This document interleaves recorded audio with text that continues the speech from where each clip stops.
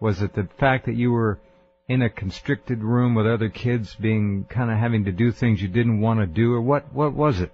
Well, no, it was just everything that was being taught to me didn't make sense when I was to look on it on my own, and it just didn't. I mean, I didn't read very well. I did lousy in math. Everything bad. It didn't matter how hard I tried, and I tried my hardest, but it was a very frustrating time for me, for sure. Got it. So I made it through school again, and we're into summer, and probably about halfway through summer, I had something happen that really opened my eyes to things that I really hadn't had too much experience with yet. It was mid-August, it was a hot night out. I was sitting on the back step with my dad, and it was about 10:30 at night. And my father had got up from a conversation we were having and went inside to get something to drink in the house. And so just after he went inside, I started to notice off in the distance off to the west. We were living on the west side of town out in Brandon, Manitoba, and we had clear view without any light to impede the vision of the stars and such. So it was a very, you could see the whole night sky very easily. So my father had just gone inside, and I was looking off to the west when I noticed something approaching. At first thought, I had thought it was a very large plane, just because I knew it was massive. And as it got closer, I didn't see it being a plane. It was something totally different. I thought, well, because of its shape, it was rectangle. And I thought, well, maybe it was one of those large helicopters with the two propellers on them. We had a military base just off to the east of us, Shiloh, Manitoba, about half an hour from Brandon. And so I thought perhaps that's what it was. And it was getting closer, and it was getting very large. And I'm starting to realize this isn't a helicopter either. What is this? I had thought, no one's around you at all? No, it's just me outside on the back step, my father inside. And as it's getting closer, I even thought of a blimp. And it didn't even resemble a blimp at all. What it resembled was like just a large rectangle monolith sort of craft. I guess it to be about a mile wide and 2 miles long. It'd be a mothership by what people say. Anyway. Gee, okay, hold on. Brian, check in with us here on the idea of rectangular craft. They're not uncommon. We have lots of reports of rectangles. This is certainly one of the big ones. Mothership. Most definitely. This could be, a great-grandmother's ship. This is a biggie. And the rectangular shape would appear to be evidence of, as we've talked before, yet perhaps another different kind of visiting species. This is their idea of transport. So that's fascinating, Todd, because we have had reports over the years of these enormous rectangles, not triangles, rectangles. That's interesting. Yeah, I haven't run into any of those yet. I'll have to look deeper, I guess. They're around, not a whole lot, but if I think George Filer had one in a recent Filer's Files, if I'm not mistaken, Brian. So yeah, I haven't seen that one, but yeah, they definitely. I mean, when I sent a lot of reports, to yourself and you post them, there was a number of them. And like I said, they're not as well known or as the triangles or other type of craft, but definitely they are around and they're weird. I know we've had them up here over Babbitt Lake here. They've seen numerous times, and we're talking, again, extremely large. So they're around. Yeah.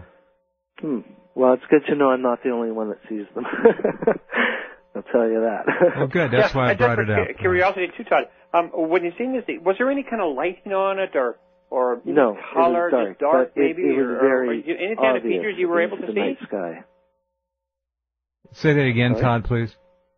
It was very dark. It was very obvious against the night sky. I almost could see it itself, but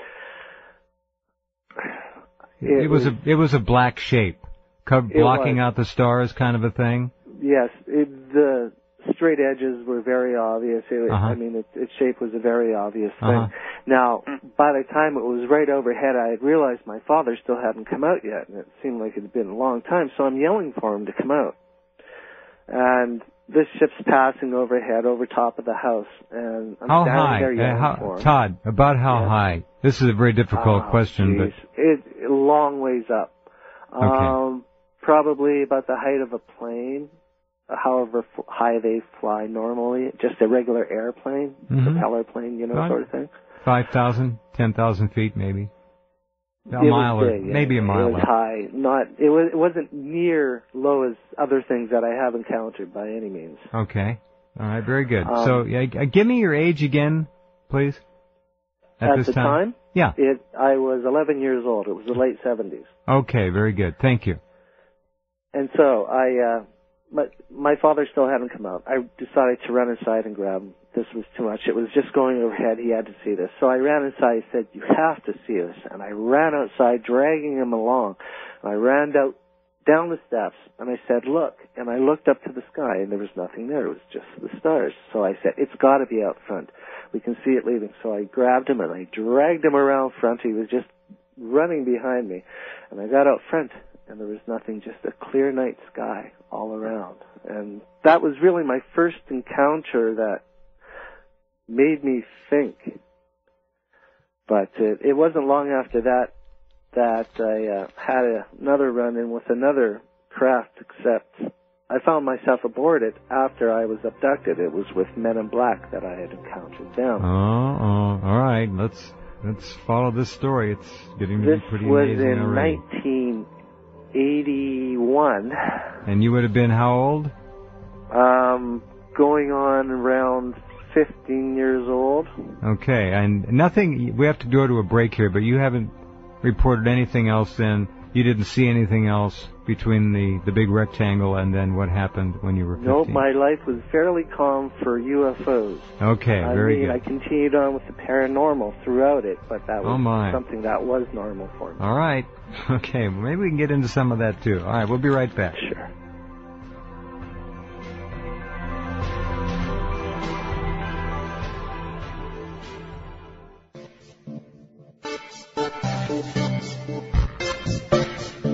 Okay, and right back with all of you, Brian Vike and yours truly, and Todd, our special guest.